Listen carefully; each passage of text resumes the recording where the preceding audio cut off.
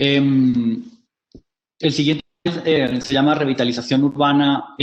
Inclusión y Movilidad Regional.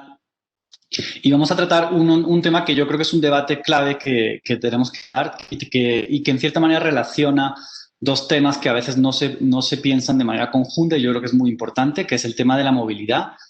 a nivel local o regional y el tema del espacio público y la integración de esos sistemas con el tejido urbano y el tejido social. Entonces, creo que es importante no solamente que pensemos en términos de movilidad, de esos proyectos que nos presentó el secretario de Movilidad de Cundinamarca, Jorge Godoy, creo que es importante justamente que demos también la discusión de qué va a pasar en estas futuras estaciones, tanto de Regiotram como del Metro de Bogotá. Creo que esa es una discusión importante. Yo creo que mucha de la discusión en Bogotá hasta ahora se ha dado sobre la conveniencia de si el metro debiera ser elevado o subterráneo. Yo creo que hay otra discusión también importante que debe darse y es qué pasa, ya sean con esas estaciones de metro elevado o de las estaciones de Regiotram, qué va a pasar en esos espacios, cómo hacemos la preocupación de muchos ciudadanos y ciudadanas es que eso se conviertan en lugares pues inseguros, en lugares que no son estéticos, en lugares que no son incluyentes. Entonces, ¿cómo hacemos para que esos diseños alrededor de las estaciones no solamente sean multimodales, que es súper importante, es decir, que en esos nodos se puedan hacer transbordos entre diferentes modos de transporte y obviamente no olvidando los modos de transporte no motorizados, es decir, peatones y bicicletas? Esa es una discusión importante que creo que es la que se ha dado en el panel anterior. Pero creo que hay otra discusión importante que dar, que es la que esperemos dar en este panel y esperemos que no solamente en este panel, sino que se dé en los próximos meses, es la discusión sobre cómo hacemos que la integración de esas estaciones se integre también con el espacio urbano alrededor de las estaciones, que eso va a ser clave para que estos proyectos de transporte no sean vistos o pensados solamente desde una óptica del transporte, sino que se vean también pensados desde una óptica de la planeación urbana de manera más general. Yo quisiera, como estamos bien de tiempo, yo quisiera compartirles una presentación muy breve en el que quiero conectar también algunas de las ideas para aquellos de ustedes que han estado siguiendo esta serie de foros. Durante el primer foro, que se llamó Visiones Territoriales de Futuro de la Región, hablamos mucho como de cuál sería la visión o cuál podría ser la visión de esta región metropolitana Bogotá-Cundinamarca. Creo que hubo, y en general, un consenso, y pues no solamente en este foro, sino en los diferentes debates que ha habido alrededor del tema, de la necesidad de que esta región metropolitana no sea solamente, no sea justamente, y de hecho creo que se llama región metropolitana porque busca no ser un área metropolitana, ¿no? Busca no estar solamente concentrado en Bogotá, sino que busca justamente desconcentrar la actividad económica, desconcentrar la actividad, los nodos de transporte, busca en cierta manera crear una región policéntrica que tenga diferentes nodos. Y en la creación de esos nodos, obviamente el transporte juega un papel fundamental. Entonces, si se acuerdan, yo les estoy aquí a hacer un muy breve resumen de la presentación que tuvimos durante ese primer foro de visiones regionales, porque creo que es muy importante conectar estos temas de transporte que a veces parecieron ser muy técnicos y muy específicos con un tema mucho más grande que es la visión que queremos de la región. Y creo que durante ese primer foro y también hoy, Yurandir habló, por ejemplo, y también Chris Seagrass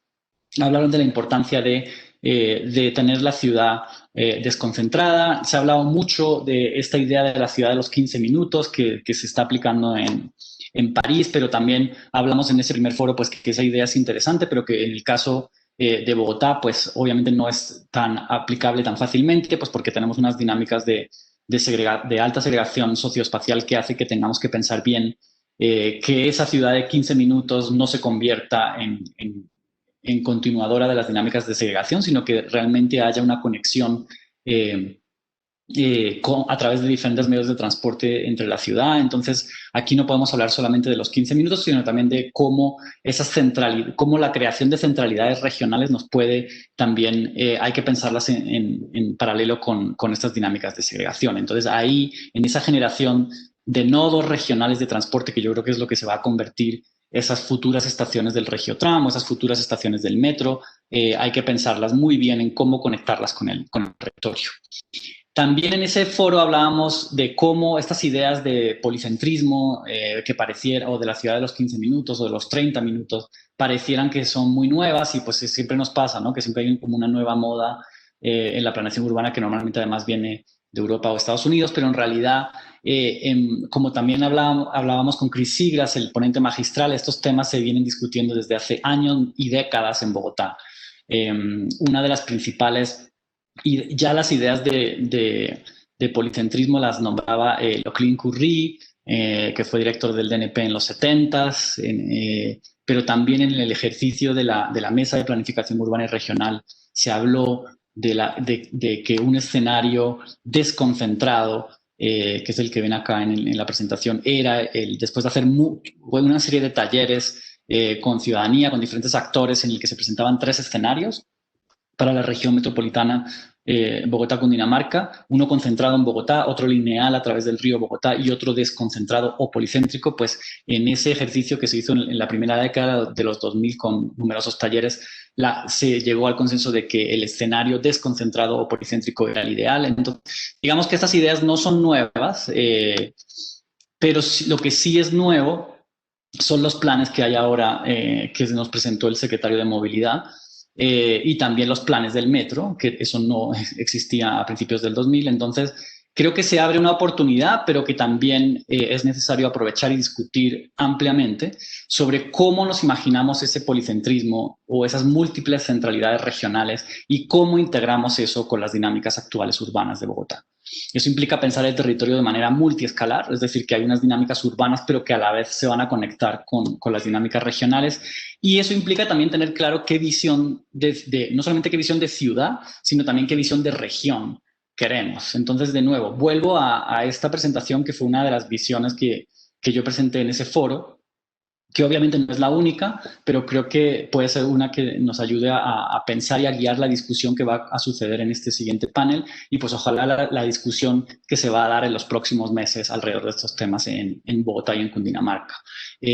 Ahí apostábamos por una visión policéntrica, como les explicaba,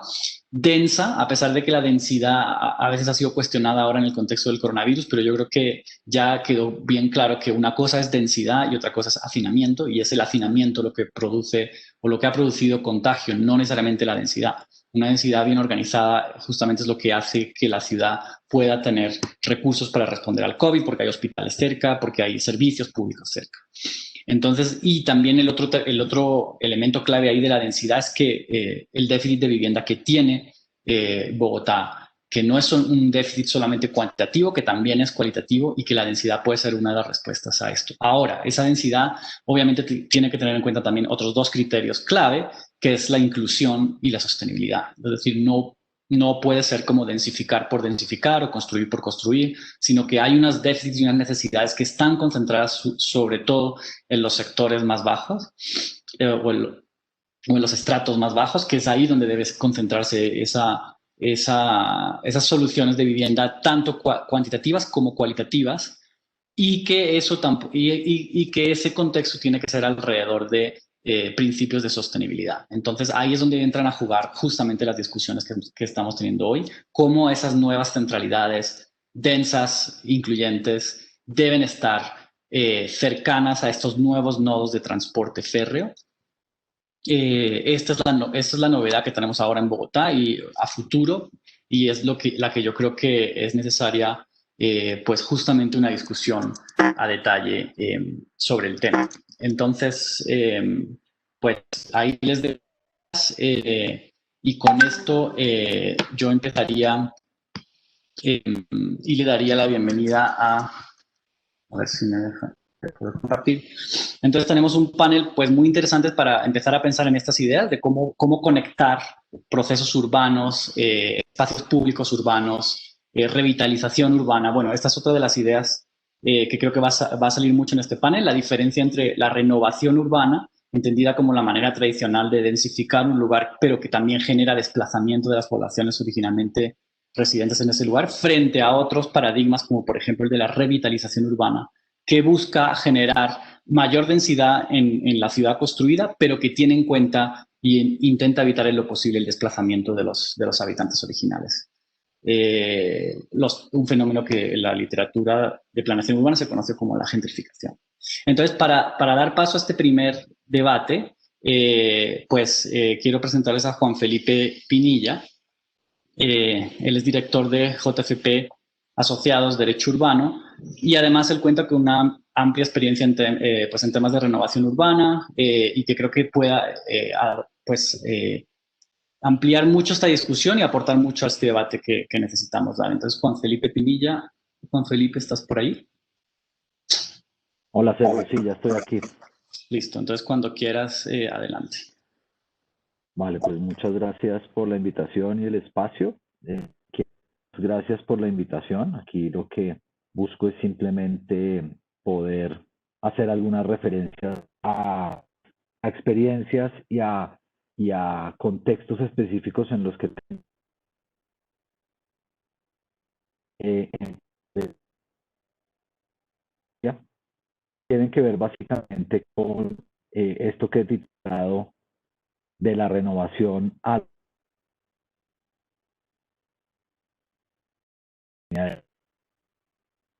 que es donde información y donde conozco más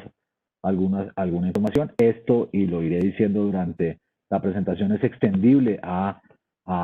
otras infraestructuras y específicamente los datos y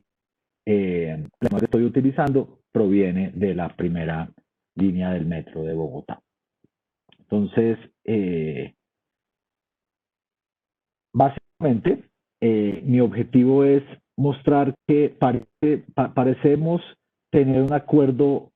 fundamental sobre las oportunidades del transporte y sobre las oportunidades que la accesibilidad genera en términos de dinamización del desarrollo urbano. Pero aún persisten en mi concepto muchas preguntas de cuál es la manera en la que se debe encauzar o se deben encauzar esas oportunidades. Y ahí lo que más me interesa mirar es el tema de cuáles son los posibles modelos de gestión del suelo que se van a utilizar para el desarrollo de esas oportunidades de desarrollo urbano que anoto. Entonces aquí algo de lo que ya se ha hablado y lo dijo Chris y lo han referido algunos de las ponencias anteriores, básicamente entender la interfase entre transporte y desarrollo urbano y eso que llamamos desarrollo orientado al transporte y los objetivos que busca en términos de compactar, densificar, mezclar, etcétera. Yo aquí lo que quiero hacer énfasis es que eso parte de una conciencia, que es una conciencia, creo yo, que está llegando a Bogotá, que no es algo que estuviese desde hace mucho tiempo en los debates sobre transporte, pero que está, y una muestra de eso es este panel en medio de este evento en el que se habla de transporte, pero se habla también entonces de desarrollo urbano, y es eso que aparece a la izquierda como la capacidad que tiene la infraestructura de impactar el desarrollo urbano y cómo ese círculo de inversiones en transporte, beneficios por accesibilidad, termina generando beneficios que se capitalizan en el valor del suelo y que aumentan el interés del desarrollo o el redesarrollo inmobiliario. Entonces, cuando hablamos de transporte y cuando hablamos de accesibilidad, estamos hablando de potencialidad de incrementos de valor del suelo y de interés de desarrollo urbano en áreas con mayor accesibilidad. Insisto, la pregunta es, ¿de qué manera esos procesos pueden tener mecanismos que faciliten que no se den en detrimento de comunidades que están asentadas ahí o que no se den en detrimento de moradores que están en las zonas que tienen potencial de desarrollo o de redesarrollo? Entonces quiero empezar esto con esta historia, que muchos seguramente han visto. Esto es el periódico El Espectador del 17 de octubre, donde hay una pregunta en esta columna, en esta nota de prensa, donde hay el cubrimiento de un malestar ciudadano en una zona de la ciudad que está siendo objeto de una intervención de renovación urbana y que ha llegado la posibilidad de expropiación sobre un. Preguntan, ¿qué hace buscado alcaldes? El miedo es que nos saquen de las casas injustamente porque no nos han hecho partícipes, pese a que llevamos 3 meses pidiendo respuestas a planeación y al aero. Esto ocurre en un sitio de la ciudad que es conocida como el barrio del Rosario, también conocido como el sector de la Culebrera, que es en la 63 y que es, digamos, el primer caso en el que la ciudad avanza en un modelo que la administración anterior dejó de renovación urbana y que voy a empezar a caracterizar. Ese modelo de renovación urbana, a través de unas normas de reactivación, tiene unas características básicas, unos incentivos en edificabilidad, siempre que se consigan englobes de predios y hay unas definiciones sobre áreas mínimas de los lotes, sin necesidad de planes parciales. Es un incentivo a la renovación sin plan parcial. Un régimen específico de cargas urbanísticas en función de la mayor edificabilidad, con unas cargas en los lugares y unos compensatorios en dinero, unos detalles sobre la implantación de edificaciones y la tipología edificatoria, un encargo a la iniciativa privada para que promueva y gestione esto, que confía a la iniciativa privada la gestión de estos proyectos y que deposita en el mercado la capacidad de hacer el ensamblaje de la tierra para llegar a esas áreas mínimas requeridas. Una regla sobre porcentajes mínimos de suelo para que pueda haber o que activan la posibilidad de que haya expropiación a favor de terceros, que es justamente lo que ocurre en este barrio El Rosario, con una característica importante, y es que esa opción está basada en un motivo de utilidad pública, que al final vamos a entender una modificación que hay ahí, que es el motivo de utilidad pública de la renovación urbana, que permite, en términos genéricos, la intervención del Estado vía expropiación en áreas cuyo tratamiento sea el de la renovación urbana. Y finalmente, ese modelo establece unas reglas específicas para el uso de la expropiación que terminan difiriendo el detalle de cómo va a ser utilizado ese mecanismo a regulaciones específicas de las empresas involucradas. Le hace ERU, le hace Empresa Metro de Bogotá. Ese esquema se replica en los corredores de la NQS Calle 80, Américas Calle 13, Avenida Suba y la primera línea del metro. Es un modelo que tiene unas características que intento resumir ahí. Ahora quiero entrar en detalle sobre el corredor de la primera línea del metro y las implicaciones que eso tiene. Ese corredor, que está regulado en el decreto 823, que es el específico que regula el área de influencia de la primera línea del metro, es un área que abarca casi 500 hectáreas, 477 hectáreas, 1.124 manzanas, un total de predios casi de 25.000 y un total de unidades prediales casi de 70.000. Ustedes ven ahí 68.532, con un tamaño promedio de los lotes en toda esa área de casi 500 hectáreas de 200 metros cuadrados y un promedio de lotes por manzana de 22. ¿A dónde quiero llegar con eso? Que es una cosa en la que yo insisto mucho, es un nivel altísimo de fragmentación de la propiedad e implica entonces algún mecanismo que permita ensamblar la tierra, juntar predios y juntar áreas para lograr las condiciones mínimas que están establecidas en esas normas. Para eso, y esto es muy importante entenderlo, la empresa Metro de Bogotá tiene una capacidad que no era tradicional, no era regular en los operadores de transporte, pero que cada vez es más común y sobre la cual cada vez hay más interés, integración. de reconocer que esas empresas deberían tener esta capacidad. Esta empresa, Metro de Bogotá, creada en 2016, ya tiene esa capacidad. Se le reconoce como una competencia el de liderar, promover, desarrollar y ejecutar proyectos urbanísticos de renovación urbana en las áreas de influencia. ¿Con eso qué quiere decir? Que sobre esa área, la que está regulada en ese plano que les acabo de mostrar, la empresa tiene capacidad de formular proyectos, tiene capacidad de hacer gestión predial, tiene capacidad de aplicar instrumentos de captura de valor y tiene capacidad de desarrollar esquemas contractuales y de administración de recursos. Una amplísima capacidad de intervención en esa área de la ciudad.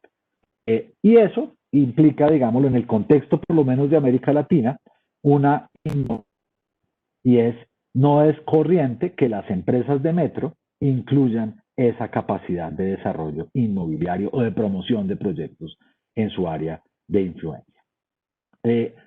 Y la pregunta entonces para el corredor de la primera línea del metro tiene que ver con cuál puede ser la forma que facilite y promueva la integración de la tierra, dado el nivel de fragmentación, como el que acabo de comentar, que tiene en promedio 20 lotes por manzana. Pues una es la del modelo de la renovación de la anterior administración, que dice eso es un problema del mercado. El mercado debe tener la capacidad, vía los incentivos que se generan, de ensamblar la tierra, con la garantía de que ante la dificultad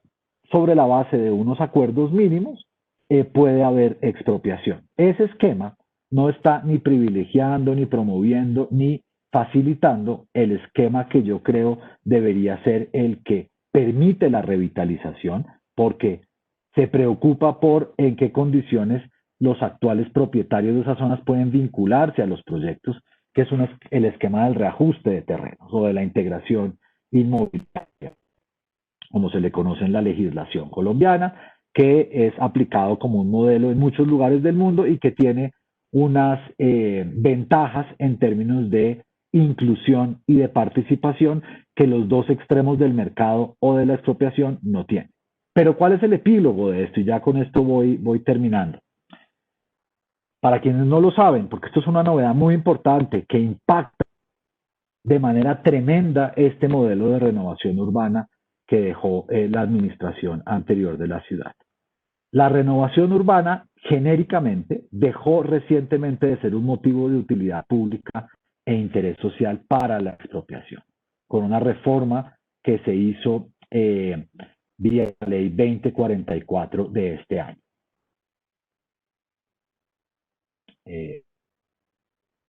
Tengo ahora problemas para moverme. Ya. El fundamento para el uso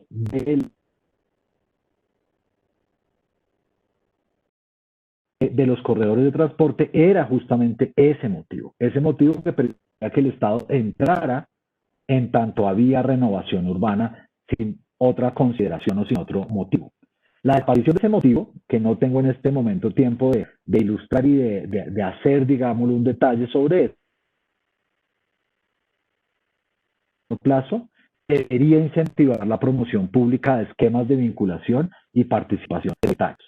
El uso de la expropiación, y esto es muy importante, sigue siendo viable hoy en el marco normativo siempre que esté asociada a la ejecución de proyectos de renovación urbana a través de unidades de actuación urbanística. ¿Qué quiere eso decir? Que los planes parciales deberían ser el medio que se privilegia para el tema de la asociatividad en los proyectos. Con esto entonces termino.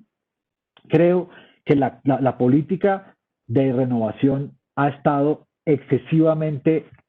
haciendo énfasis en los mecanismos o en mirando qué puede incentivar al mercado inmobiliario para llegar a ciertas localizaciones. Ha estado pensando en esa parte de las variables. Yo creo que la política necesita un ajuste para facilitar y promover mecanismos que permitan organizar la oferta de suelo, es decir, a los propietarios, a las comunidades, a la organización barrial. Esto es una reducción, pero creo que ahí hay una clave muy importante de la revitalización. Para la revitalización es muy importante el cómo se hace la renovación. y cómo va a tener que ver con de qué manera la gestión del suelo se logra. Creo que es importante que el distrito ponga recursos para la formulación de proyectos desde la oferta, es decir, que permita a las comunidades participar en la promoción de proyectos en esa área de influencia. Creo que se necesita un marco institucional robusto de normas, procedimientos, coordinación para facilitar la organización de oferta de suelo a la revitalización, y creo, y esto es muy importante tanto para el metro como para el proyecto de Regiotram, que esas áreas de influencia son tan gigantescas, en solo Bogotá son 500 hectáreas, en el Regiotram pueden ser fácilmente el doble o 3 veces más, con la dificultad más de estar en diferentes municipios, que es muy importante concentrar la capacidad y el esfuerzo. Es decir, generar proyectos prioritarios que permitan a Bogotá y a la región concentrar esfuerzos de desarrollo urbano orientado al transporte en ciertas localizaciones. Y creo que es muy importante, finalmente, prescribir que haya cuotas de vivienda social obligatoria en las áreas de oportunidad de esas estaciones. De lo contrario, el mercado inmobiliario terminará privilegiando otros usos y perderemos la oportunidad de incluir este tipo de vivienda en ese redesarrollo y en ese desarrollo urbano que se puede generar en el área de influencia. Muchas gracias, y esa era mi intervención. Muchas gracias, Juan Felipe. Muy interesante tus reflexiones finales, y también creo que muy relevantes para la discusión que justamente estamos queriendo dar, y es de generar ese vínculo en la discusión sobre transporte con la discusión sobre revitalización urbana y otras formas de pensar la renovación, pues más allá de la expropiación y las características y cómo se ha hecho tradicionalmente. Bueno, entonces doy paso ahora a Jamie Villamil. Jamie es la gerente de la empresa Férrea Cundinamarca, y ella, yo creo que nos puede dar algunos detalles más sobre esos planes de Regiotram, y creo que conocer mejor esos planes va a ser también fundamental para esta discusión. Jamie, bienvenida. Buenos días. Bueno, muy buenos días, Sergio, muy buenos días para todos. Efectivamente, nosotros, digamos, a partir del 7 de enero de este año, con la firma del contrato de concesión Regiotram de Occidente, y a partir del 24 de junio que tuvo lugar la firma del acta de inicio del proyecto, pues tenemos un desafío muy importante, pero no solamente en materia de construcción de un sistema de transporte férreo de pasajeros regional, sino en torno a todo lo que el sistema significa para los municipios de Sabana de Occidente, básicamente 4 municipios que han tenido en los últimos 10 años o tal vez 15 años uno de los crecimientos más importantes en América Latina, que son Facatativá, Madrid, Mosquera y Funza, y lo que significa para Bogotá y el entorno al corredor actual. El proyecto Regiotram de Occidente va a circular por la antigua vía férrea que está construida hace más de un siglo, pero hace más de 30 años en desuso. ¿Esto qué significa para el proyecto? Efectivamente, cuando hacemos los recorridos sobre lo que serán las futuras estaciones, encontramos que la intervención que genera el proyecto con cargo a los recursos de cofinanciación de la Nación y departamento, es decir, a las vigencias futuras, pues no van a ser suficientes para generar en esos corredores la revitalización de espacio público, la seguridad, mejorar el entorno urbanístico del corredor, y se requiere de manera decidida la participación y la intervención de las voluntades políticas de los 4 municipios y, por supuesto, del Distrito Capital. Nosotros en este momento nos encontramos, además de la etapa, adelantar la etapa de preconstrucción del proyecto, que será hasta diciembre del próximo año, del 2021, nos encontramos paralelamente trabajando con los municipios, con los 4 municipios que acabo de referir, en la consecución de unos recursos para poder generar un proyecto integral que permite la integración del sistema férreo en los 4 municipios, y esto es hablándolo desde el punto de vista de espacio público, de urbanismo y, por supuesto, de movilidad. En estos 4 municipios tenemos por lo menos 2 municipios en los que las estaciones del sistema férreo quedan alejadas del casco urbano, digamos que la actual línea férrea queda alejada del casco urbano, y por supuesto se requiere adelantar proyectos, no solamente para hacer los estudios y los diseños, sino garantizar la construcción de la infraestructura requerida para lograr movilizar la demanda y los usuarios que va a generar el proyecto hacia las estaciones, hablando tanto de ciclorrutas como de espacios peatonales adecuados, como de grandes estaciones intermodales que permitan y que prioricen y que de alguna manera motiven la movilidad en medios no motorizados. Un dato, por ejemplo, importante para nosotros en el proyecto es que en estos, por lo menos de 3 de estos 4 municipios hoy tienen una movilidad no motorizada, es decir, en bicicleta y peatonal del 51%, que es una movilidad privilegiada que muchas ciudades europeas quisieran tener. Entonces, sentimos que es la oportunidad para generar una integración adecuada de la estación, privilegiando los medios no motorizados a través de un gran sistema de ciclorrutas, un gran sistema de espacio público, de mejoramiento del entorno de las estaciones y, por supuesto, seguramente al interior de los municipios y digamos, en que el departamento, la empresa férrea influyan directamente también en la percepción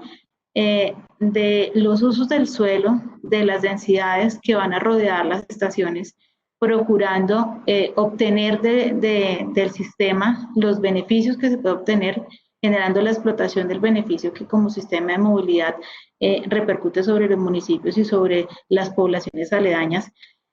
pero pues obviamente también beneficiando y casi que favoreciendo el desarrollo de nuevos usos que generan una reactivación económica en el corredor, una reactivación de suelos, la apropiación de suelos no solamente residenciales, sino seguramente también comerciales en torno a las estaciones. Entonces, estamos en este momento apostando por un convenio que firmaríamos con el departamento de Cundinamarca, los municipios de Facatativá, Madrid, Mosquera y Funza, para de esos 40 kilómetros que tiene el proyecto Regiotren de Occidente, conectando desde Facatativá hasta el centro de Bogotá, a la estación más grande del sistema metro en Bogotá. De esos 40 kilómetros, 25 quedan en Cundinamarca y pues 15 kilómetros en Bogotá. Estamos procurando estos 25 kilómetros hacer los estudios que nos permitan generar una gran integración del sistema con los municipios e incluso intermunicipal, un sistema de ciclorrutas que le permita a cada uno de los usuarios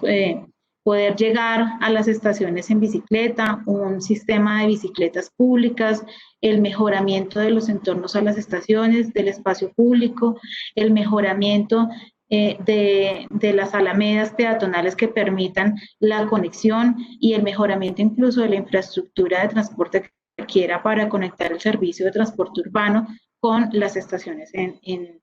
Cundinamarca. Esta es una apuesta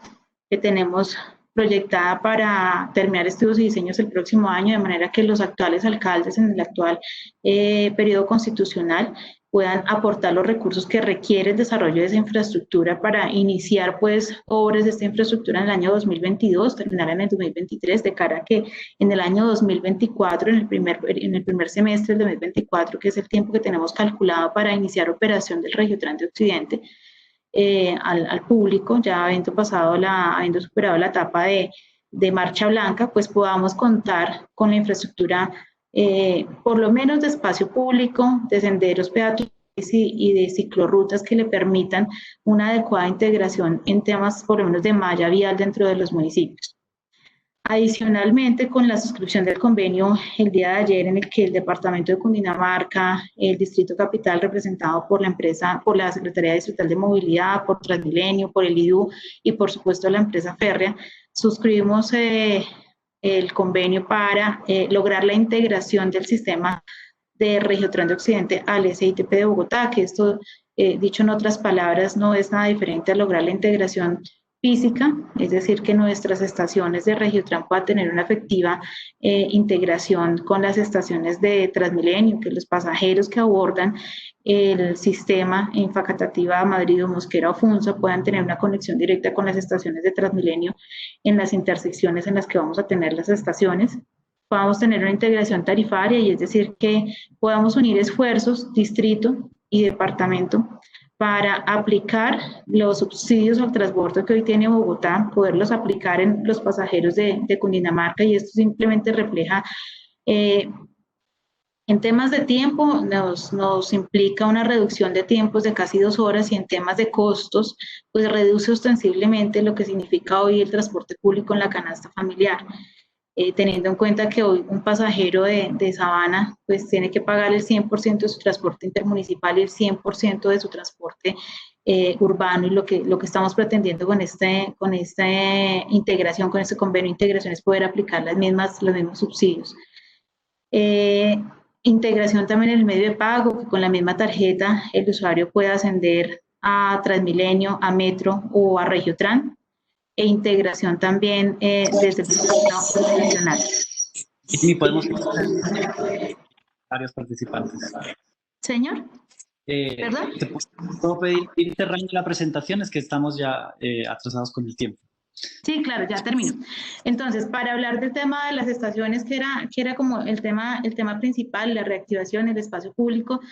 lo que tenemos que decir es que Regiotrans está pensando no solamente como un sistema de transporte, pues que es lo más importante, de su principal bondad, sino que se está pensando en la manera de integrar, que sea un eje estructural en los municipios para que motive la renovación del espacio público, de las estaciones, y que podamos consolidar en todo el corredor, en los 25 kilómetros que tendremos de Cundinamarca, un proyecto que guarda sintonía en cada uno de los municipios. Básicamente en eso estamos trabajando, y estamos al año 2024 no solamente tenerlo en estudios y diseños, sino en la construcción de la infraestructura que nos permita esa posibilidad. Digamos que esa es como básicamente el adelanto de Regiotrans. Listo, muchas gracias. Tus ideas. Quiero dar paso ahora a Juana Afanador. Juana Afanador, que nos habla en nombre de la Veeduría Ciudadana del Metro de Bogotá. Juana, ¿estás por ahí? Sí, buenos días, Sergio. ¿Qué tal? Buenos días, Juana. Adelante. Buenos días a todas y a todos. Bueno, es muy importante partir de que las estaciones, las futuras estaciones de Metro, de Regiotrami específicamente, desde la Veeduría Ciudadana Metro, nos hemos concentrado en hacer un seguimiento a esta primera línea de Metro de Bogotá, y cómo esto se relaciona primero con una visión del territorio que tiene y debe estar atravesada por la necesidad de una participación ciudadana, ¿no? Todos estos proyectos de infraestructura y, por ejemplo, las estaciones pasan por un territorio en el que hay un tejido social, en el que hay una serie de procesos ciudadanos, de prácticas territoriales y de prácticas barriales. No pasan por encima de territorios en los que no hay vida, sino todo lo contrario. Pasan por estos espacios que tienen una vida y unas prácticas con la población y con la ciudadanía que los habita y los transcurre a diario, que hacen parte de la vida cotidiana. Así que es muy necesario también dejar claro que la participación ciudadana es necesaria, y que ya existe una participación ciudadana, pero no necesariamente con el distrito o con la región, sino que los grupos de ciudadanos que hacen veeduría independientemente cada vez se han replicado más por esta necesidad de encontrar espacios de participación y de incidencia, por ejemplo, en el diseño de las estaciones, y en la necesidad que estas estaciones sean concertadas, conciliadas y no impuestas cuando se tiene el diseño, sino que pueda haber una discusión alrededor de cómo se puede hacer este diseño con relación a la vida específica de cada territorio en el que va a estar cada estación, ¿no? No todo, una ciudad no es morfológicamente homogénea y no tiene poblaciones totalmente homogéneas ni necesidades homogéneas en todo un trayecto como el de la primera línea del metro elevado, sino que cada territorio va a tener unas necesidades y unas prácticas muy particulares en zonas, por ejemplo, que son más comerciales, y la diferencia con zonas que son habitacionales, que son más familiares, y cómo las necesidades de esos entornos y de las áreas de influencia de la primera línea del metro van a tener unas necesidades particulares. Así que hay que partir también del punto que existe una participación organizada de veedurías ciudadanas como la nuestra, como la de Transmilenio por la Séptima, como la de los vecinos de Transmilenio de la Avenida 68, y cómo estas organizaciones ciudadanas ya tenemos un trabajo, una serie de discusiones sobre la participación, sobre las necesidades también y las preguntas técnicas, pero como también tenemos a la vez un acceso dificultoso a la información, donde no siempre son procesos transparentes y abiertos a la ciudadanía, lo que es lo que causa resistencias dentro de los proyectos y con la ciudadanía que se ve impactada, ¿no? Entonces hay otra vez una necesidad de escuchar y de trabajar y hablar desde no los diseños impuestos y los proyectos impuestos, sino conciliados, ¿no? Nosotros desde la Veeduría Ciudadana Metro hemos hecho y hemos constituido un grupo totalmente interdisciplinar de arquitectos, sociólogos, urbanistas, ingenieros, abogados, para poder tener una claridad y un espectro más grande de entendimiento de las afectaciones, de no solo los problemas y las discusiones técnicas alrededor de los usos del suelo, de los impactos y de los beneficios de las estaciones de metro, sino de cómo esto afecta directamente a la ciudadanía, ya que todos estos proyectos nos afectan en diferentes escalas, en escalas de calidad del aire, en escalas de gentrificación y desplazamientos de las poblaciones que viven en estas zonas de influencias, en preocupaciones a mediano y a largo plazo de los problemas de contaminación auditiva, de contaminación y de calidad del aire, como lo dije hace un momento, y de cómo reubicarse después a las personas como que tienen que vender sus predios, que ya llevan viviendo bastantes décadas en ciertos barrios, y cómo se reconstituye ese tejido social y cómo se puede relacionar con un proyecto de revitalización urbana. Existen experiencias, esto lo hemos hablado también desde la Veeduría Ciudadana del Metro, existen experiencias de urbanismo colaborativo. Las poblaciones y la ciudadanía son las que mejor conocen su territorio, y creemos que hay una necesidad de hablar de territorio. No solamente el territorio es lo alejado, no, cada barrio, cada manzana es un territorio, existen unas prácticas territoriales. Entonces hablamos de la necesidad de ese urbanismo colaborativo, en el que pasamos de esa socialización tradicional en la que estamos acostumbrados a que a la población se le informa de la planeación del proyecto, se hace una intervención directa sin informar a la comunidad, que es lo que, por ejemplo, está pasando ahora con los diseños de las estaciones del metro, de la primera línea del metro de Bogotá, que simplemente tenemos un acceso limitado a la información, en el que nos muestran un diseño totalmente impuesto, homogéneo, sin tener en cuenta la morfología urbana de los diferentes sectores de Bogotá, donde estarán estas estaciones, y donde no se abre una puerta de participación y de cooperación entre la ciudadanía y la empresa Metro, ¿no? Entonces hay una gran preocupación porque estos proyectos se divulgan, se hace un diagnóstico, se formula el proyecto final y después se implementa sin tener tener esta parte de escuchar y de crear. Entonces una participación que parte de esta idea de urbanismo colaborativo pasa por la participación y la colaboración, que se trabaja el proyecto directamente con la comunidad, con los diferentes grupos. Hay que tener en cuenta que se debe tener en cuenta estos grupos ya organizados legalmente como las veedurías ciudadanas, pero también en los territorios y en los barrios hay comunidad que ya está trabajando, que hacen huertas, que están haciendo intervenciones urbanas, por ejemplo, de hacer estas huertas urbanas o de hacer plantaciones de árboles, de plantar árboles y de plantar plantas en su entorno urbano, que es bastante hostil. Entonces, esta necesidad de escuchar a la comunidad para entender las necesidades y sus propuestas frente al territorio, porque normalmente también son veedurías que son propositivas y que abren el espacio de crear propuestas conjuntas para llegar a acuerdos entre los diferentes actores y construir una propuesta conjunta entre, este caso, distrito, empresa metro y ciudadanía. Se insiste también en la necesidad de establecer estos proyectos de la mano de los diferentes actores,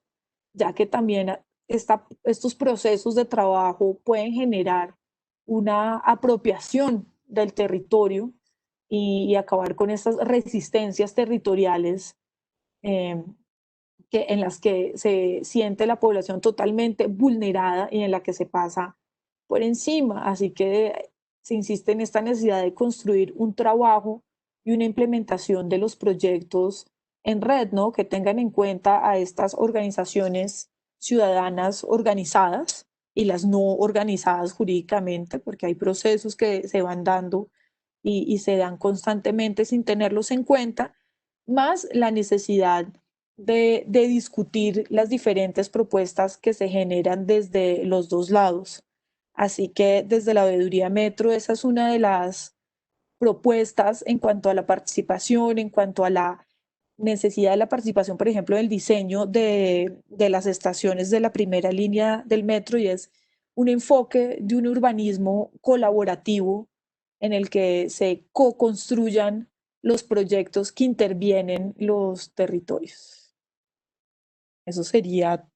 todo. Muy bien, muchas gracias, Juana. Muy interesante tus aportes.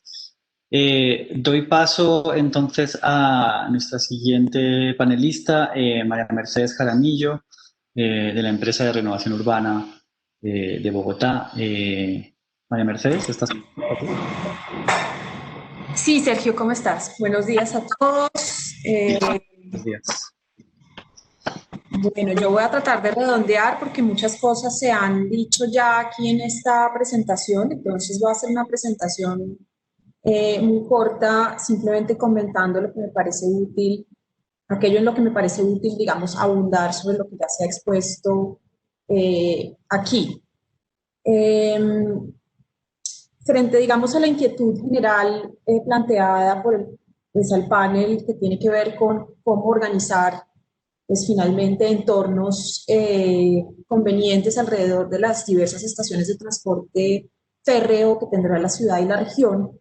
Lo primero que yo quiero anotar es que estos sistemas férreos masivos tienen necesariamente un reto muy importante de inserción urbana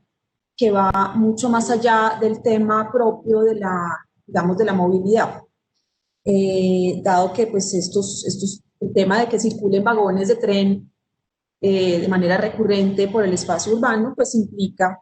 en términos de la continuidad del espacio público y la seguridad para el peatón, pues grandes retos. El metro pues está definido en sus modalidades, digamos, de integración en lo que se refiere pues al sistema de movilidad como tal, está segregado del espacio público, está en altura, eso implica ciertos retos, pero en todo caso, en el caso del metro, está claro que los trenes, digamos, no van a competir por el espacio público, ni compiten con el peatón, en tanto están en un sistema, digamos, segregado del espacio público, en este caso, pues, en altura. El Regiotram tiene resueltas algunas de sus intersecciones, digamos, con las vías arterias de la ciudad, en donde se sabe que va a estar elevado también, pero más allá de eso no hay mucho más, no existen hoy más indicaciones sobre cómo se integra este tren en el espacio urbano, en particular de Bogotá, digamos. Entonces, lo primero, y esta es una tarea que la alcaldesa nos ha confiado a la empresa de renovación y desarrollo urbano de Bogotá, lo primero es entender cómo se garantiza que estos trenes de pasajeros de Regiotram que van a circular, digamos, en el espacio urbano ya construido de Bogotá cada más o menos 8 minutos, es compatible con esos entornos que atraviesan. Y eso implica determinar, pues, en función de la velocidad a la que circulan, pues, cómo deben circular. Circulan entre rejas, circulan en el espacio público, pero a una velocidad muy bajita, o necesitamos tomar decisiones estratégicas en el marco del POT sobre cómo se modifican, cómo se pueden modificar sustancialmente los entornos urbanos del borde, digamos, de ese tren para efectos de dar la posibilidad al tren de convivir en situación de sana convivencia, digamos, con el resto de la ciudad. Esa es la primera pregunta que a mí me surge con este panel. Y como lo mencionaba hace un momento, pues tenemos desde la empresa ese reto de establecer muy rápidamente, finalmente, en dónde el tren es compatible con la ciudad que existe y en dónde no, y nos va a tocar tomar decisiones estratégicas en términos de ordenamiento en el marco del POT. Lo segundo que quiero decir es que las estaciones de transporte masivo y férreo en particular son elementos nodales, por supuesto, en la organización de la ciudad y por lo tanto generadores naturales de centralidad, ¿cierto? Si se organizan bien, sobre todo. Por supuesto, esto implica una oportunidad para organizar esa ciudad de 15 minutos que hemos venido comentando, pero también implica, si se organiza mal, digamos el tema, implica un riesgo de competencia de estas nuevas modalidades o centralidades alrededor de las estaciones de transporte con centralidades que pueden existir cercanas, tradicionales, por ejemplo, y esto, por ejemplo, es un tema que debe preocuparle específicamente a los municipios de Cundinamarca, mucho más de hecho que a Bogotá. Entonces, pues uno ve, por ejemplo, en las ciudades europeas que finalmente los trenes, por ejemplo, han generado nuevas centralidades urbanas que han destruido las centralidades históricas por falta, digamos, de un entendimiento de cómo se conectan y cómo se complementan. Y esto creo que es un reto que Cundinamarca tiene que, pues, de alguna manera abordar en su reflexión de manera muy prioritaria. Cuando se habla pues de esta ciudad de los 15 minutos y de proximidad, hay que poner en perspectiva la red de conectividad metropolitana y eso es algo que se ha abordado ya en este foro varias veces. Pero digamos que en esa red metropolitana de transporte masivo, es obvio que habrá unas estaciones que se asocian más a centralidades locales y otras que se asocian más a centralidades regionales. Y conviene, en la reflexión que hacemos colectivamente sobre estos temas, pues definir la vocación de cada centralidad y por lo tanto de cada estación y organizarla en consecuencia, ¿no? No es lo mismo organizar una centralidad regional, por ejemplo en Cajicá, que organizar una centralidad local, por ejemplo, en Fontibón. Tiene unos retos distintos de organización de los usos del suelo, de la calidad del espacio público, de las densidades urbanas, y esto implica una reflexión sobre algo que planteaba hace un momento Juan Felipe, que es finalmente la iniciativa pública de los proyectos de organización de los entornos de las estaciones. Y quiero, pues, digamos, aquí hacer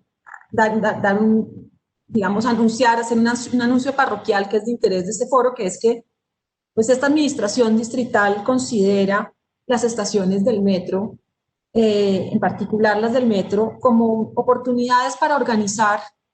operaciones urbanas de iniciativa pública. Entonces, digamos, lo que era ese ámbito, o lo que es el ámbito del decreto 825 que mencionaba Juan Felipe hace un momento,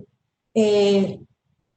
alguna forma debe precisarse en el marco de una reflexión que estamos liderando también desde Metro y desde la empresa de renovación urbana, ambos equipos estamos trabajando en eso,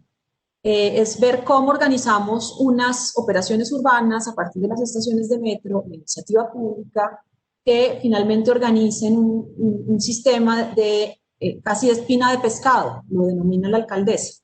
en donde uno tiene la columna vertebral, pues que es el corredor de transporte, y tiene las costillas del pez que le salen, digamos, a esas estaciones, con unas operaciones urbanas que se configuran por iniciativa pública con unas garantías, digamos, de revitalización en lo que se ha definido aquí, y me refiero en particular a la posibilidad, por ejemplo, de asociar a los propietarios en esas reflexiones a través de unidades de actuación urbanística adicionalmente, que podamos tener vivienda, interés social y prioritario alrededor, y que podamos garantizar los escenarios de participación ciudadana que van bien en la co-construcción, digamos, de estos proyectos urbanísticos alrededor de las estaciones. Eso sí, aclaro pues que no tenemos desde la empresa ninguna posibilidad de someter a discusión el diseño mismo de la estación, porque en eso no intervenimos, y además pues porque hace parte de un contrato ya existente con un concesionario chino del metro. Y termino diciendo que en todo caso, independientemente de que estamos hablando de centralidades o estaciones con vocación más regional que local, o local más que regional, hay una cosa que sí tienen en común todas las estaciones y como potencial compartido, y es el de ser un soporte ideal para la territorialización del sistema de cuidado, que también es un tema muy prioritario en el marco de este plan de desarrollo.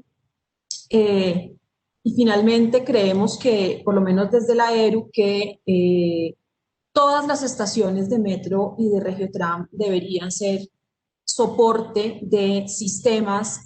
asociados al sistema de cuidado de Bogotá, y ojalá pues de la región, en donde se ofrezcan en estos espacios en donde transitan finalmente la población entre un sistema de transporte y otro, pues los servicios que requieren las mujeres y los sujetos de cuidado para finalmente pues tener una vida un poquito más fácil, y gastar menos tiempo en esa economía del cuidado. Con eso pues yo creo terminar, y más bien doy paso pues a la conversación que queramos tener al respecto. Muchas gracias, María Mercedes, por tus aportes. El siguiente y último panelista de hoy, o al menos de este panel segundo, es el alcalde de Zipaquirá, Wilson García Fajardo,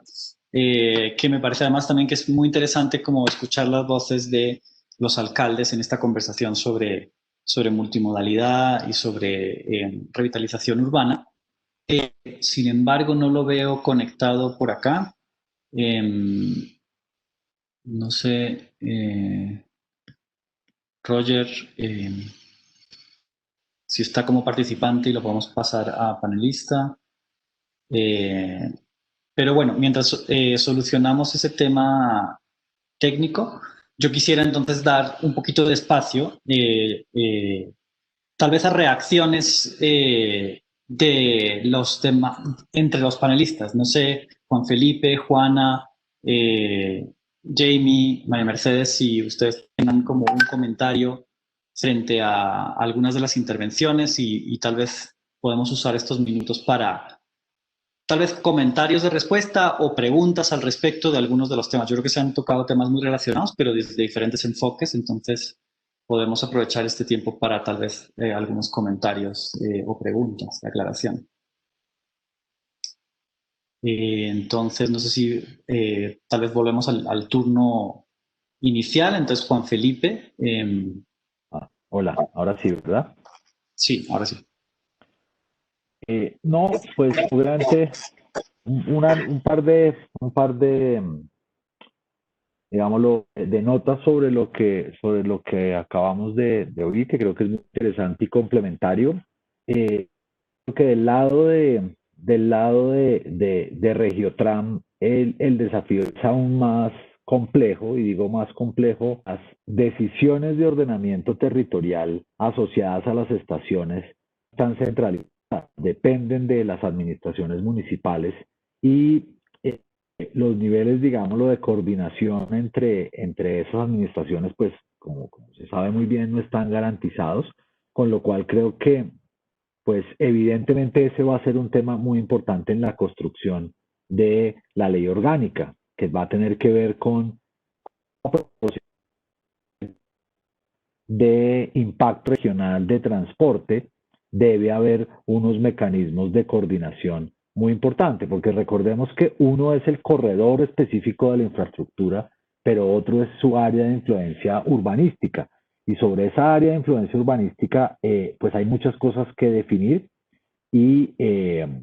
eso no está del todo resuelto. En Bogotá, digámoslo, al interior de Bogotá, en esos 15 kilómetros que nos contaba la gerente de la empresa férrea, y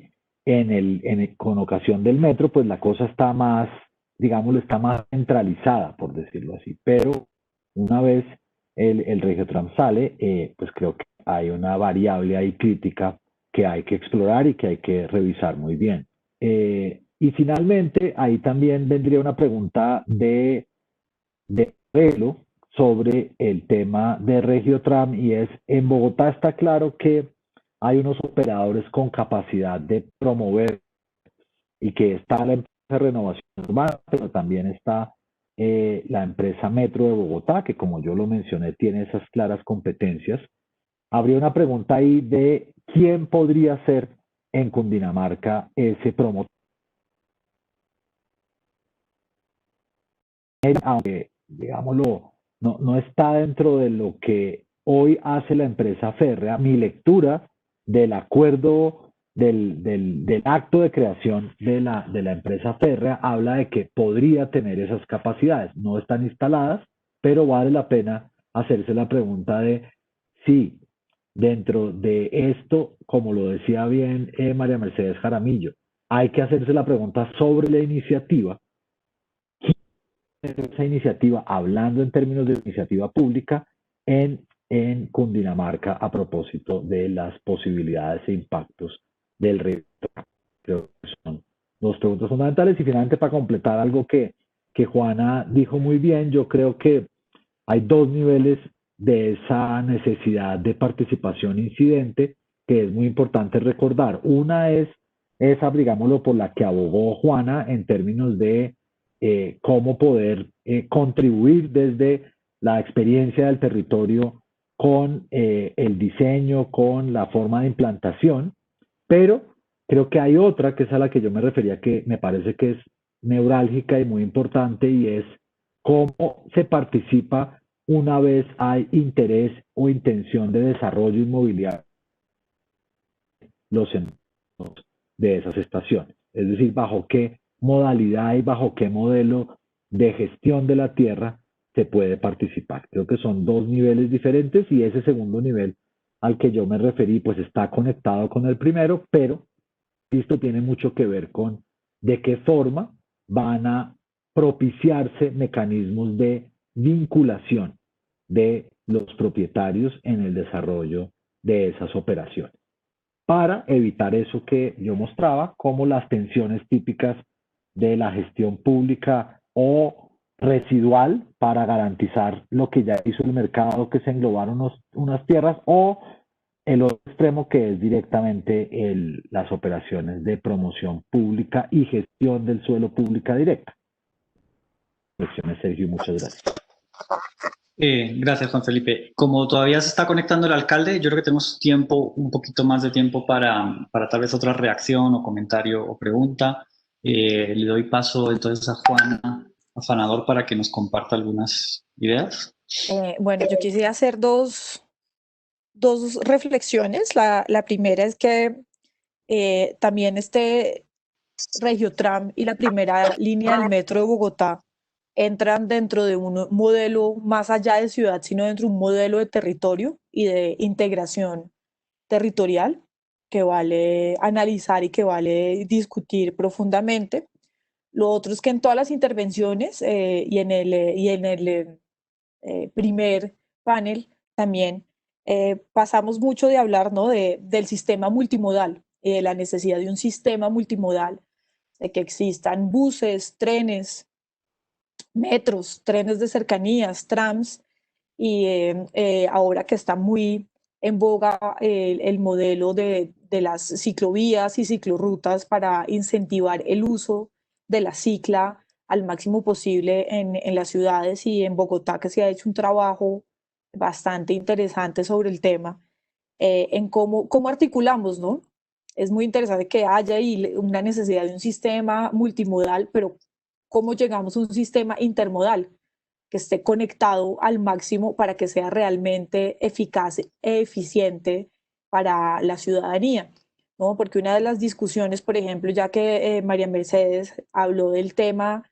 de economía del cuidado y de todo el plan distrital de cuidado, es fundamental pensar y tener en cuenta que las mujeres, cada hora y cada tiempo que pasan en el transporte son horas que pierde de descanso, y que ya son bastante reducidas, ¿no? Que son horas de descanso y de goce que tienen muy restringidas las mujeres, que se tienen que despertar a unas horas muy tempranas, dejar todo listo, poder ir al trabajo, después volver y seguir trabajando en la casa. Entonces, que también un sistema más allá de ser multimodal para que sea eficaz, para que contribuya a un sistema distrital del cuidado, eh, en el que las que más trabajan son las mujeres, tiene que ser también pensado en una conectividad totalmente intermodal, que también entra dentro de este modelo de territorio y modelo de ciudad, porque ¿de qué nos sirve al fin de cuentas tener múltiples sistemas si no están conectados? Y al final vamos a terminar perdiendo y no ganando el tiempo y la eficacia que deberíamos tener. Así que esos son como los dos comentarios que se me ocurren después de escuchar las intervenciones muy interesantes. Gracias, Juana. No sé si es que veo que Jamie no la veo por acá conectada. Jamie, ¿estás por ahí? Creo que no. Entonces, no sé, María Mercedes, si tienes algún comentario o adicional, pregunta o respuesta antes. Pues Sergio, yo creo que aquí todo está dicho. Digamos que creo que está claro que digamos, una primera conclusión es que el tema del sistema de transporte y de cómo le sirve a la ciudad y a la estructura urbano-regional de las sabanas, ese sistema multimodal de transporte público, no debe circunscribirse únicamente a la discusión del elemento transporte, sino que tiene que necesariamente ampliarse a el tema del urbanismo que se desarrolla por y para la conectividad y la calidad de uso y de accesibilidad de ese sistema en toda la ciudad-región. Ese es un tema. El segundo tema tiene que ver con la posibilidad de organizar centralidades nuevas o confortar, digamos, centralidades existentes a partir de estos sistemas de transporte, en donde creo que está claro, pues en la conversación que tenemos, que la iniciativa pública del desarrollo juega un papel fundamental y juega un papel fundamental en la garantía de ciertos equilibrios urbanos, por un lado, de la participación ciudadana que plantea Juana, de la posibilidad de asociación de propietarios y las operaciones que plantea Juan Felipe, de la posibilidad, por ejemplo, de construir vivienda de interés social y prioritario en estos entornos urbanos, independientemente del lugar o del valor del suelo en donde se localizan estas estaciones. Todo esto, digamos que cuestiona y apela a la iniciativa pública y seguramente al liderazgo o por lo menos la concurrencia de operadores públicos, como puede ser la empresa Metro, como puede ser la empresa de Renovación Urbana en el caso de Bogotá, y interroga la existencia de este operador de iniciativa pública para la región. Creo que eso es un punto pues muy clave en la discusión y creo que debe plantearse en el marco de la discusión de región metropolitana cómo debe organizarse este operador urbano del ámbito metropolitano para que pueda de alguna forma asumir la necesaria iniciativa pública de estas operaciones alrededor de las estaciones de Regiotram en Cundinamarca.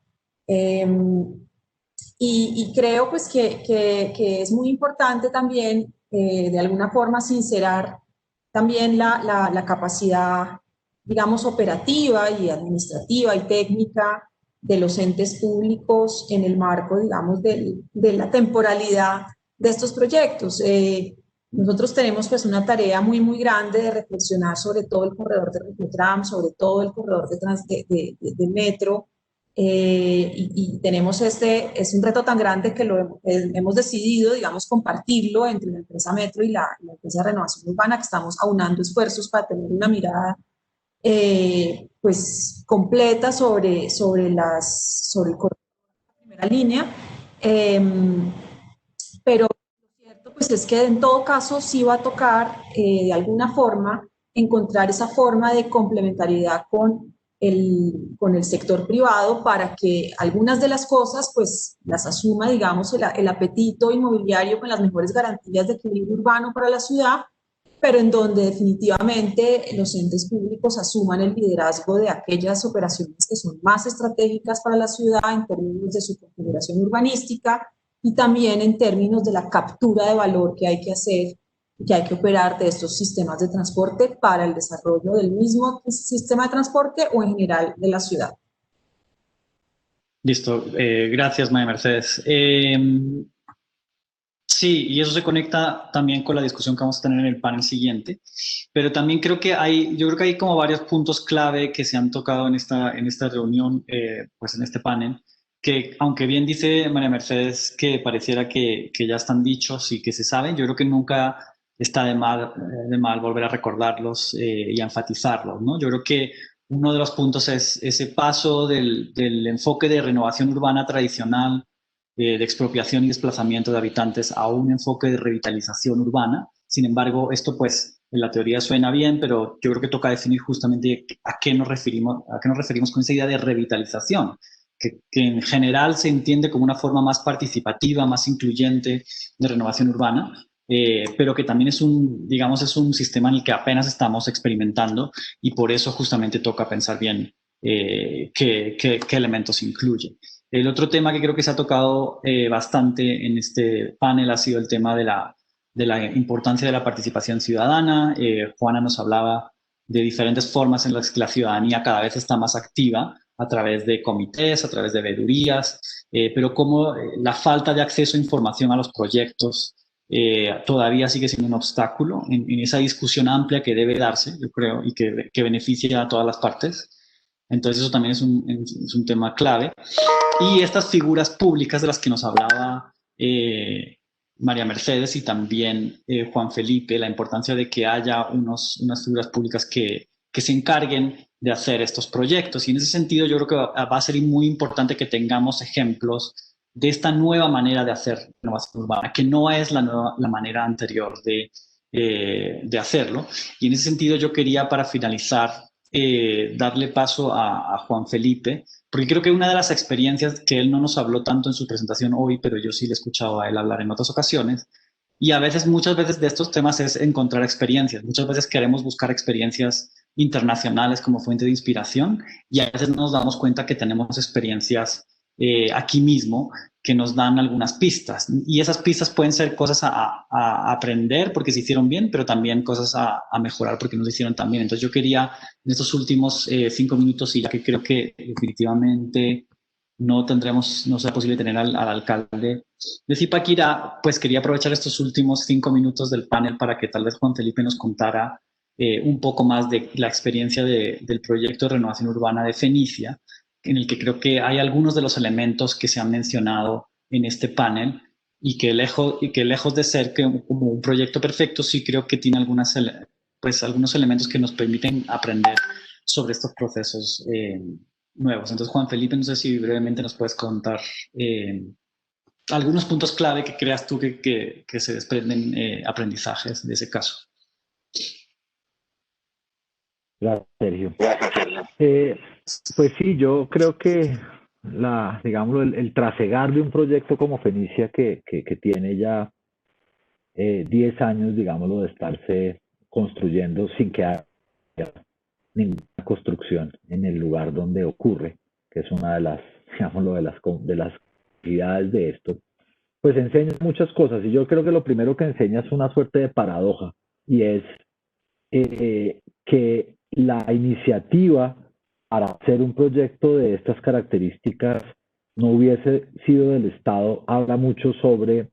la capacidad de innovación del Estado y sobre las barreras que tiene el propio Estado de apalancar procesos sobre instrumentos novedosos de gestión del suelo. No es gratuito, creo que el proceso hubiera nacido en una universidad y que el, la,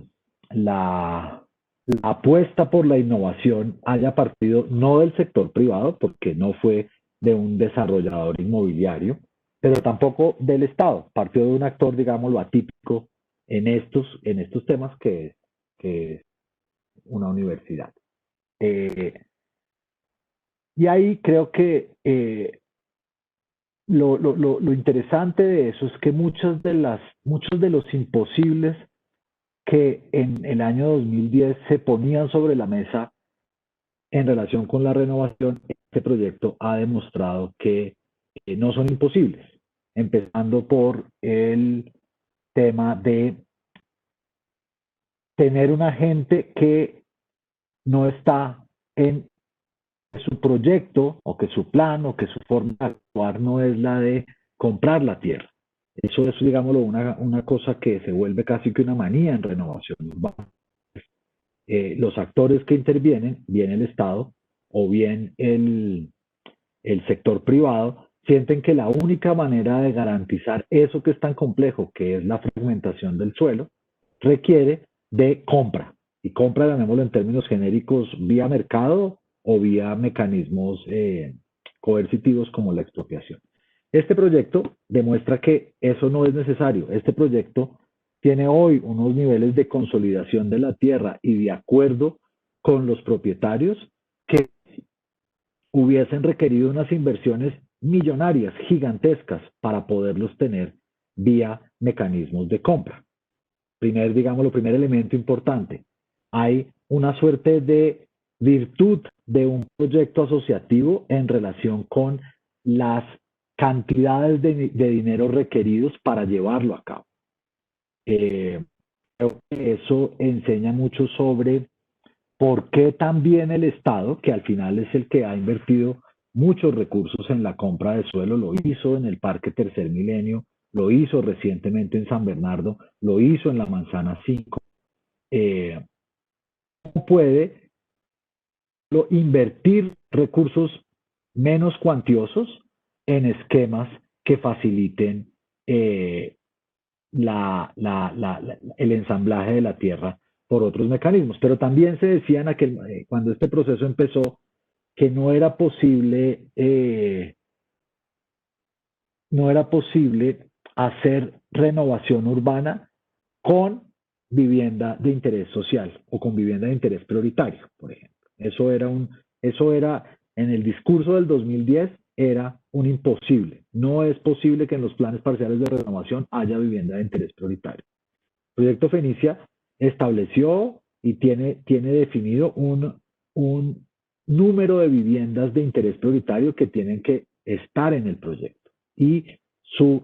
cierre financiero y su escenario de modelación de la distribución de cargas y beneficios parte de eso. Los propietarios van a tener posibilidad de traslado, no de permanencia. Era un poco lo que se decía en la renovación. Este proyecto demuestra que es posible tener una categoría que facilita, digámoslo, la forma de vinculación de los propietarios, también la forma de establecer la distribución de las cargas y los beneficios que reemplazo o los comercios de reemplazo, que es una categoría que nace en este plan parcial, que lo que implica es que a partir de unas reglas de integración inmobiliaria en las cuales los propietarios aportan unos metros cuadrados y obtienen unos metros cuadrados a cambio, lo que se genera dentro del proyecto, dentro del plan parcial, es una obligación de generar una reposición, unas áreas de reposición. Al final el suelo se termina pagando por el proyecto con cargo a la construcción de unas viviendas o unos comercios de reemplazo, que creo que es otra, digámoslo, tema importante. Gracias, Juan Felipe. Vale, vale, vale. Es que, perdón, te corto, pero ya se nos acaba el tiempo, pero veo que se nos No hay se problema. conectó el alcalde de Zipaquirá, Wilson García Fajardo. Entonces me gustaría como aprovechar estos últimos momentos del panel para escuchar su perspectiva. Alcalde Wilson García, ¿está por ahí? Un cordial saludo, muy buenos días para todos. ¿Ahí me escuchan perfectamente? Sí, ahí le estamos escuchando. Yo todavía no lo veo. No sé si ahora ahí lo veo también. Entonces, listo. Bueno, estábamos teniendo una discusión sobre la importancia de la conexión entre estos nuevos nodos de transporte regional con aspectos de revitalización urbana y renovación urbana alrededor de las estaciones. Entonces, pues nos interesaría mucho también escuchar el punto de vista desde uno de los alcaldes de la región metropolitana. Entonces, pues adelante, tiene 10 minutos porque sí vamos un poquito retrasados de tiempo, pero le agradecemos su intervención. Gracias. Perfecto. Muchas gracias por darnos la oportunidad de estar acá y de compartir con ustedes. Un saludo muy especial para cada uno de quienes forman parte de esta discusión. Decirles que la conformación del área metropolitana para toda la región y para el desarrollo ordenado de nuestro territorio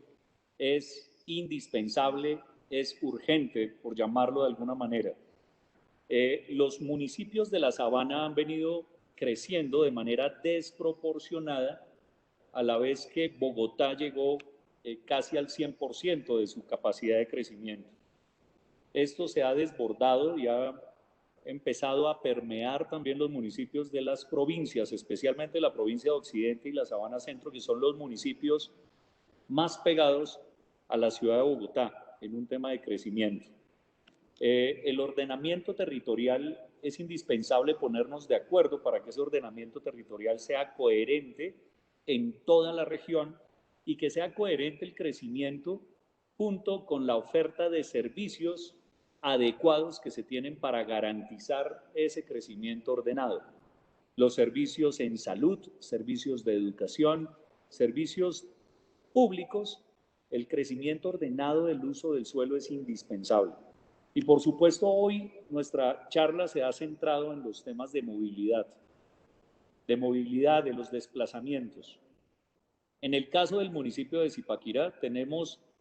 46.000 personas que diariamente se desplazan de la ciudad de Zipaquirá hacia Bogotá todos los días. Zipaquirá es un municipio que queda 1 hora al norte de Bogotá por la autopista norte y que es la cabecera de provincia de la Sabana Centro. Tenemos 160.000 habitantes. Es el municipio más grande de Cundinamarca después de Soacha. Y por esa razón estamos muy interesados en quizá el proyecto más importante de desarrollo de infraestructura y de movilidad que se tiene en Cundinamarca, y es la construcción del Regiotran del Norte. Un Regiotran que va a utilizar el corredor vial que hoy tiene, el corredor férreo que tiene el tren de la Sabana. También se viene ejecutando el Regiotran de Occidente. El Regiotran de Occidente, para hacernos una idea, está diseñado para transportar 14.000 pasajeros hora sentido. El Regiotran del Norte, que pasará desde Gran Estación por Bogotá y se convertirá también en una alternativa de transporte para la carrera séptima y el norte de Bogotá, pasando por los municipios de Chía, Cajicá y Zipaquirá, quizá los más grandes del departamento, va a proyectarse con una capacidad de 34.000 pasajeros hora sentido, que adicionalmente de ser de pasajeros también será de carga, para poder proyectar una oferta de servicios en la región, servicios como una central de abastos del norte, servicios como el hospital del nodo norte de Cundinamarca, que es el hospital más importante del departamento en este momento, que se construyó en Zipaquirá y es referencia COVID en esta emergencia. Y que servicios de educación, en donde se desarrollan universidades como la Universidad de la Sabana, la Universidad Militar, la Universidad de Cundinamarca, con sede en Chía y próximamente sede en Zipaquirá, la Universidad Minuto de Dios y demás universidades que han logrado de alguna manera consolidarse en nuestro territorio de la provincia de la Sabana Centro, harán que si logramos a través del plan de desarrollo que se llama la ciudad de los servicios y las oportunidades, poder consolidar los servicios, garantizarán en el futuro servicios de educación, de turismo, de cultura, de deporte, de salud. Garantizarán que los 1 millón de habitantes que viven en las provincias de la Sabana Centro, en la provincia de Ubaté, en la provincia de Río Negro y provincia de Almeidas, puedan encontrar aquí la oferta de servicios necesaria que evite el desplazamiento a la capital, a Bogotá. Estos son proyectos de una gran relevancia y que debe tener de una alta gerencia desde el punto de vista técnico para garantizar ese crecimiento ordenado que favorezca la movilidad en el futuro. Hoy ya tenemos todos los inconvenientes de movilidad y estoy seguro que el desarrollo ordenado de los servicios, pero también la infraestructura como el Regiotran del Norte, que será un metro eléctrico, ambientalmente sostenible, que de Gran Estación llega a Zipaquirá, nos va a permitir el desplazamiento de 34.000 pasajeros hora sentido, va a favorecer la competitividad, va a ayudarnos a tener una alternativa adicional en los transportes y en la movilidad hacia el norte de Cundinamarca. Y pienso que el distrito debe tomar decisiones que favorezcan la movilidad también al interior de su territorio, como por ejemplo, Corabastos hoy presenta un grave problema de movilidad en el distrito. Todos los camiones, miles de camiones, entran diariamente a Corabastos a llevar los productos provenientes de todos los departamentos, especialmente de Cundinamarca. Pero también miles de camiones entran a retirar nuevamente esos alimentos y llevarlo a 2.800.000 habitantes de nuestro departamento de Cundinamarca. Esta es un acto que requiere alta gerencia y requiere inteligencia para poder descentralizar Corabastos y ubicar satélites en el sur, por ejemplo, con el municipio de Soacha, en occidente, entre Funza y Mosquera, en el norte, en Zipaquirá, Cajicá o Tocancipá, que permita que esos miles y miles de camiones dejen de desplazarse tan largos trayectos. Eso impactará incluso en los precios de los alimentos y serán decisiones, por supuesto, decisiones de alta gerencia que permita favorecer la movilidad, la economía y generar competitividad en nuestro territorio, generando empleo también. Ese proyecto del Regiotran del Norte será un proyecto que va a permitir también la fácil y rápida comunicación y transporte entre el distrito y los municipios de la Sabana Centro y de la Sabana de Occidente. Va a triplicar el turismo, porque seguramente nosotros tenemos acá en Zipaquirá la Catedral de Sal de Zipaquirá, que es la primer maravilla del país, y recibimos cerca de 700.000 turistas cada año. Y si tenemos un mejor medio de transporte, eficiente, seguro y ambientalmente sostenible, estamos convencidos que el turismo va a incrementarse, generando más competitividad para el sector gastronómico, hotelero y artesanal. Por eso estamos convencidos que el área y la región metropolitana, debe priorizar factores de crecimiento ordenado en temas de seguridad, de medio ambiente y como el tema que hoy nos atañe, que son los temas de movilidad inteligente, establecer sistemas modernos que garanticen los desplazamientos sin afectar los tiempos de desplazamiento para los habitantes. Quería hacer esa pequeña intervención. Les agradezco a ustedes por darme la oportunidad de estar acá presente desde el municipio de Zipaquirá y por esa razón trabajaremos de manera ardua brindando acompañamiento y nuestros puntos de vista para respaldar la conformación de la región metropolitana que requiere alta gerencia y decisiones que permitan un crecimiento ordenado de nuestros territorios, no a gusto de los mandatarios de turno seguramente, sino de una organización que proyecte un crecimiento ordenado y competitivo, que genere oportunidades de empleo para sus habitantes y que permita un respeto por el medio ambiente y también pues el mejoramiento de la seguridad. Todos estos temas son sumamente importantes y deben ser liderados por nuestra región metropolitana. Entonces, un abrazo especial para todos y gracias por darnos la oportunidad de participar. Muchas gracias, alcalde. Y pues con esta intervención cerramos este panel. A mí me pareció muy interesante la discusión. Nos vamos a recoger unas memorias de estos foros, incluyendo pues obviamente este foro, que creo que ojalá sea la base para discusiones futuras que se tienen que dar alrededor de estos temas, y creo que esas discusiones pues tienen que venir de diferentes ámbitos, desde la alcaldía de Bogotá, desde la gobernación de Cundinamarca, desde las alcaldías, de las diferentes alcaldías de los municipios de la región metropolitana, y también desde la ciudadanía. Y también contar con la experticia de gente que ha trabajado en el tema. Entonces creo que justamente en este panel intentamos recrear también en cierta manera ese universo de diferentes actores, y ojalá pues sea también el principio de una discusión que se va a dar en los próximos meses. Entonces con eso cierro el panel y agradezco de nuevo a Juan Felipe, a Jamie, a Juana, a María Mercedes y a Wilson su participación. Muchas gracias.